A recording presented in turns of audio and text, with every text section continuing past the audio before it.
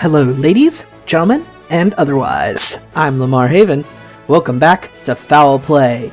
We are now on Play 4, Act 1, A Study in Flames, and we must complete the challenge, perform 4 perfect scenes. This is gonna be fun. Let's jump right in.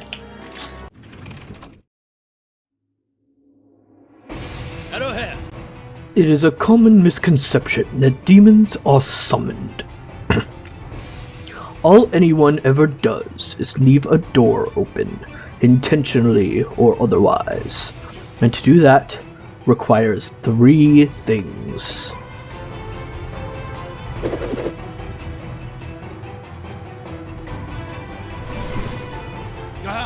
The first is a map, whether carved in stone, memorized through rote, or inked in parchment. For those who can read it, this charts the position and incantation required to open the door. The second is time, for the barrier between our world and theirs is not a constant. Knowing when to open the door is as important as where. The last is willpower. It takes a colossal psychic will to open a portal, more than any normal man can manage alone. It's the reason madmen tend to form cults. And why a mere year ago, London was nearly brought to its knees. In the year 1910.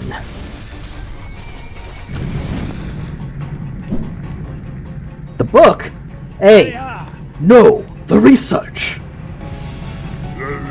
Is it? Easy, old-timer.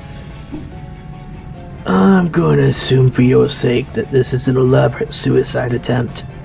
Ha! Make sure these gentlemen burn up with the rest of the evidence. Well, looks like we have some attackers on our home soil. The book, Mr. Skepwick. We'll get it back, sir. We've got to get out of here. Alright, so there is a time section here that you must attend to if you wish to complete that challenge. Thankfully, I am in the position where I have completed said challenge. Thus, I'm not terribly worried about it. So I'm going to focus... I'm getting perfect scenes, which I have failed one already. That's fine, I'll have plenty of opportunities. You just gotta be careful and watch your back. And yes, you must also perform 8 stunning pile drivers over the course of this act. No, those are fake fire. Just they're supposed to be fake. But we simply have a dedication to quality here in Foul Play. Realism, I mean. Do be careful of the fires though, they will hurt you. So you can't go too high or too low. Gotta go just right. Goldilocks this place. Alright. Nope! Yeah, come on. I can get this perfect scene. No! Come on! It dropped just the wrong time! Oh, I'm doing awful. Hey! Alright. Hey! I got the time bonus at least.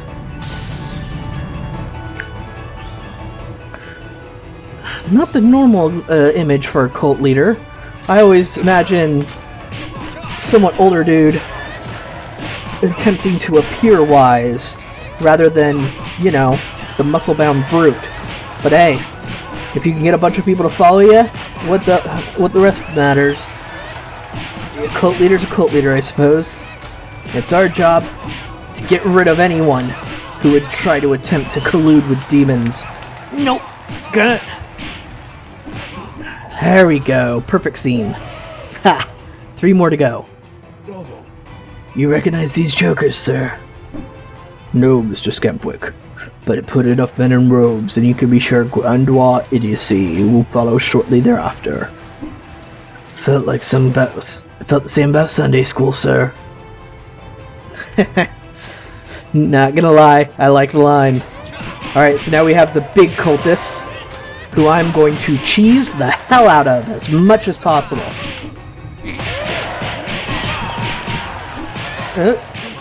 Away with you! No! No! Ooh, that was close. That could have gone badly. Nope, that's not at all what I wanted to happen.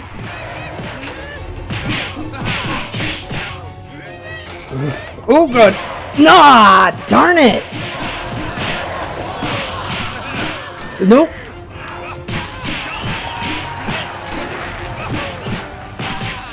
How did my Mudometer drop all of a sudden? Okay, something very strange is happening there, but I'm gonna move on and do my best. Ah! There is a move that I have neglected to show. There is a way to... when you're dodging... nope! If you press X while dodging on the Xbox 360 controller, or whatever your quick attack button is, you'll do an attack at the end of your dodge. God, these guys just are relentless. Nope! Down with you!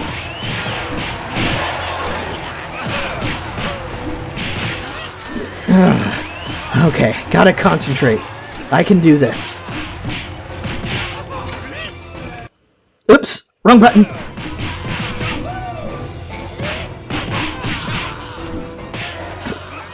Come on! Woohoo! Alright, one more perfect scene. 2 more to go. Whew. This is getting stressful. Alright, keep the pressure on as per usual. I do love saying that, but it's almost always true. The more you keep hitting the enemies, the less chance they have to keep hitting you. Alright, come on. Away and into you. Combo. I missed it. I was hoping it would land and hit the other big guy. Guess not. Gotta keep countering. Gotta keep on your move. Come on. Okay. Hopefully, yes, I can chain these guys pretty well. Oh, come on! Did my combo really drop? I barely let go for a second. Oh, wow. So I may be going back on my promise about not worrying about the challenges. I may go back and do this one because I feel robbed so far. But only in between recordings. I won't do it during recording because I don't think I'll have time. Alright, this is a red herring. There's no way they're only giving me 5 enemies to fight. I can tell they're gonna spawn in new ones as soon as I start killing a couple of these guys. But for the meantime, I'll operate on the assumption that's not the case. Come on. Ah, perfect scene? Perfect scene. Whew. Let's hope I still have another fight in here. Return the book. It is beyond your understanding or control. I don't think so, mate. We got plans for this city. You're somehow even more stupid than you look. Listen carefully. Return the book now, or we will end you. No! Reckon I'll hold on to it if it's the same to you fellas. Oh dear! Boss fight with the cult leader. Guess we're not getting a perfect scene out of this one. And yeah, countering that isn't working very well. Alright, aerial strategy time. Keep in the air so you have better opportunities to dodge. Ooh, that was close. Don't want to think about what would happen if that hit me. My Mudometer would drop. Actually, that's pretty easy to think about. Leave me alone! Busy in a battle with a guy using a giant spike club. Away with ye! Ugh! Too much! Too much! Just everywhere! Alright. So now that we know the 3 things required to summon a demon, we just need to figure out if they have all 3 of those things. And I'd wager if they're going through this much trouble to get our research, they do. Nice swing, by the way. You ever think of trying out for baseball? No? Actually, has baseball been invented yet? I don't know. Alright. Ah, didn't get it in. Ow!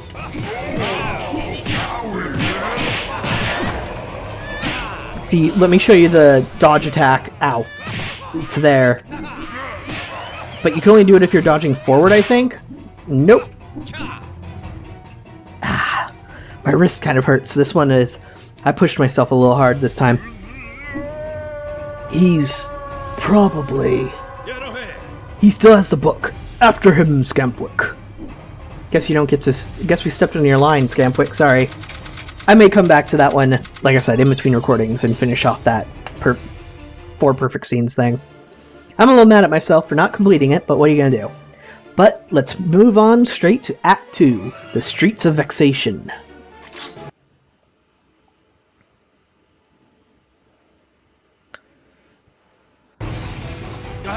The blood trail, Scampwick. He managed to walk away from that. The great fire draws near. Unbelievers will be baptized in flame. Robes, honestly. Well, what are you gonna do? They're cultists. All they're gonna do is spout the same rhetoric and follow blindly. Otherwise, perfectly reasonable people, you would think. Cultists are always an easy go-to for generic enemies, though, in stories, aren't they? But it's because people don't really understand what they're about or what happens to people who join cults. They're perfectly reasonable, ordinary people. Usually they're just a little lost. And then you have the stereotype of the ones that, you know, mass murder, suicide, and all that. Living in California, we kind of have a history with cults, unfortunately. It's a little disturbing. But there's a lot more cults that exist than you would think because of the way they're classified. Basically, if you aren't a major religion, you're a cult. And there's very little in between. And they're perfectly harmless, quote-unquote, cults out there. But the stigma remains. And in some cases for good reason, because there are a lot of them out there that are very deadly, very dangerous.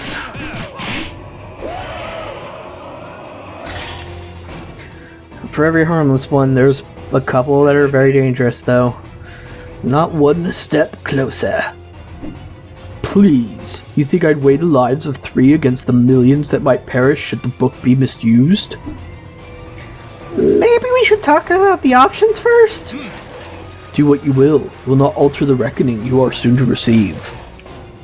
Protect the innocent extras! Yeah, Dashforth is a very needs of the many over needs of the few kind of guy. And he knows what's at stake here. So he won't stop trying to save everybody just because they directly threaten a few. But in the meantime, whether or not you believe that might be a bluff, which I don't, but it can still be as effective as one, because if they don't think killing them will matter, it's possible they won't. And that's that challenge completed.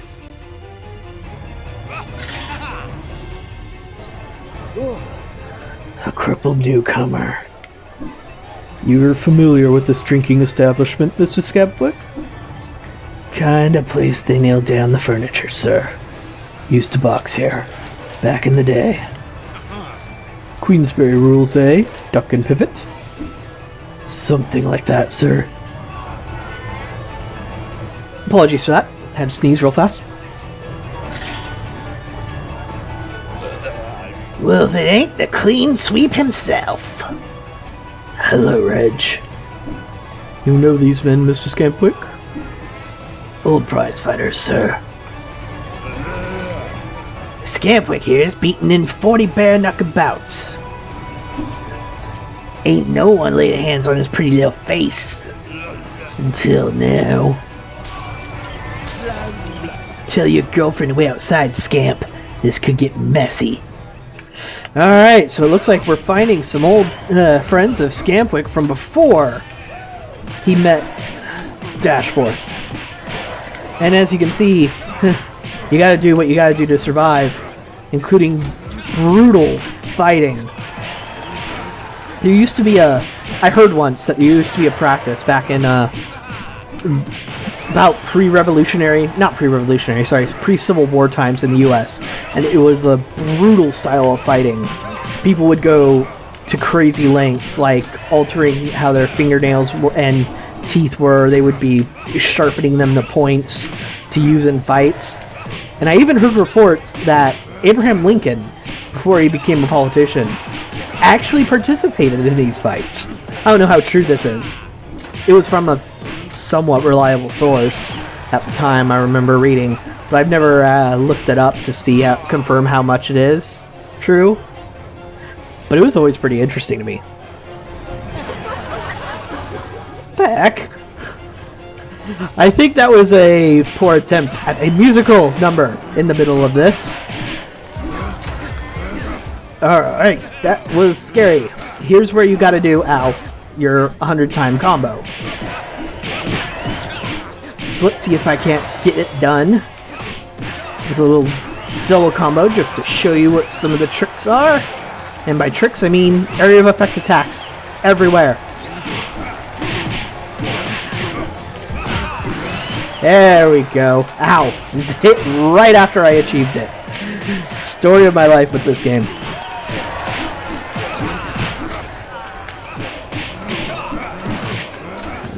Alright, you just look for the weak enemy and take advantage.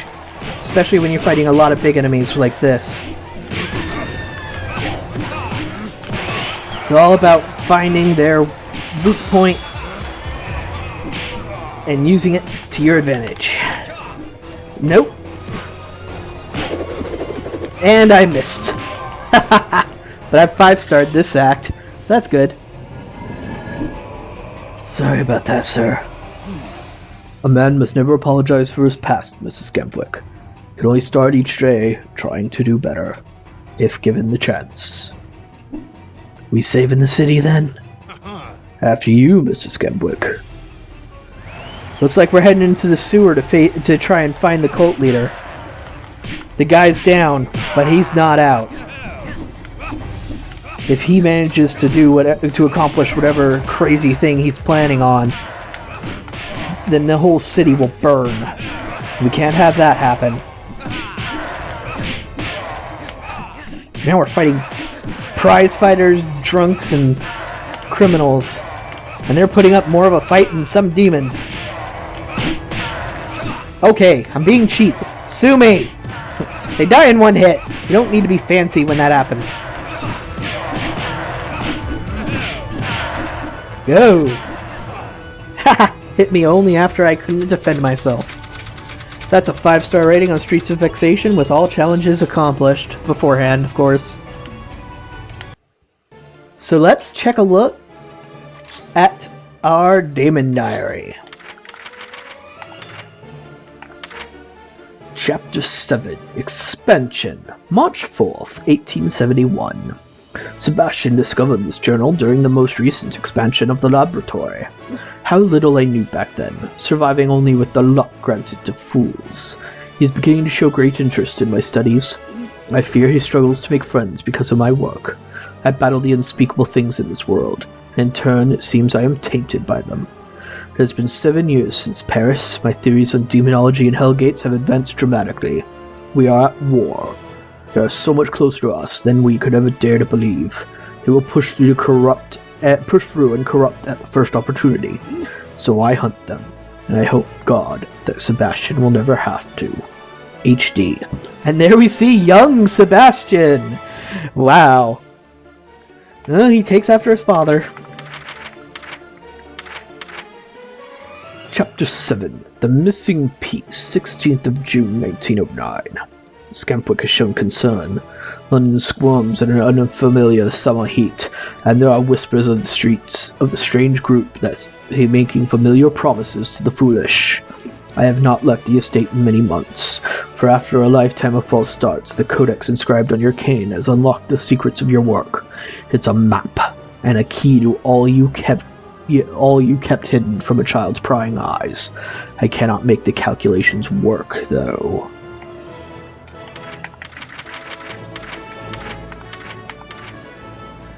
Name, cult leader. Distinguishing features, gotta give this bloke credit where it's due. He managed to be almost as stupid as he looks, and there's a lot of stupid to fill there. He wears funny robes, which can often cause a fellow to do silly things, like stealing from Mr. Dashforth, or planning to unleash an apocalyptic flame demon upon London. Dangers. A man like that with a book on demon summoning is like giving a pistol to a monkey. Suggestion action, get the book back, take off the robes, find a nice quiet padded room for the fellow to think about what he's done. So, that's that for this episode. Join me next time when we chase down that cult leader and find out more about his plans and try and put a stop to them. So thank you very much for watching. See you next time.